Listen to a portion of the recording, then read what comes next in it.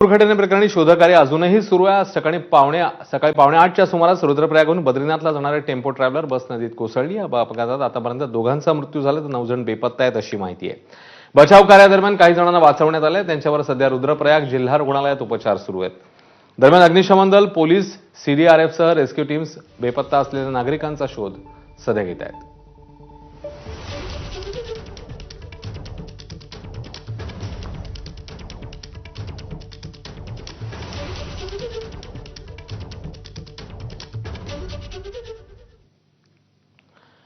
तिकडे उत्तर भारतातल्या हिमाचलमध्येही ढगफुटी सदृश पावसाने अक्षरशः थैमान घातलं। हिमाचलच्या कुलू, धर्मशाला, शिमला या भागात पावसाने हाहाकार उडालाय, ज्यामुळे पूरस्थिती निर्माण होऊन जनजीवन विस्कळीत झालंय। तर इतकंच नव्हे तर पुराच्या पाण्यात 15 ते 20 जण वाहून गेल्याची घटना घडलेली आहे। राजधानी शिमल्यात पुढच्या काही तासात मुसळधार पावसाचा अंदाज व्यक्त होतोय।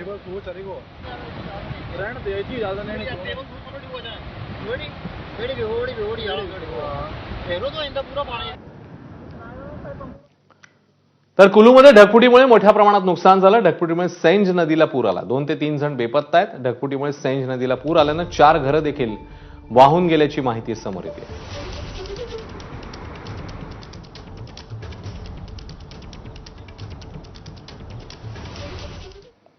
तर हिमाचल प्रदेशात मुसळधार पावसामुळे जनजीवन विस्कळीत झालं। अनेक ठिकाणी ढगफुटी झाली। कुलू मनालीच्या मणिकरण खोऱ्यातील ब्रह्मा-गंगा नाला हा ढगफुटीनंतर फुटला।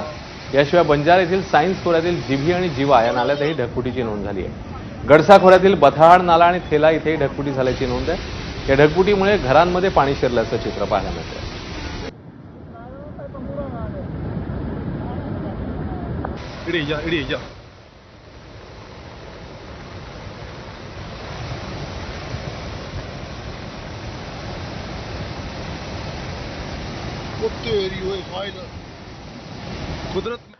उत्तर प्रदेशमध्ये तुफान पाऊस सुरू आहे। उत्तर प्रदेशातल्या सोनभद्रमध्ये झालेल्या पावसामुळे मोठ्या प्रमाणात नुकसान झालं। शक्तिनगर, ओबरा यासह जिल्ह्याच्या बहुतांश भागाला पावसाने झोडपलं। अनेक ठिकाणी रस्त्यावर 4 ते 5 फुटापर्यंत पाणी साचलं। अनेक ठिकाणी घरांमध्ये मोठ्या प्रमाणात पाणी साचलं आणि इथली मंदिरं देखील पाण्याखाली गेली।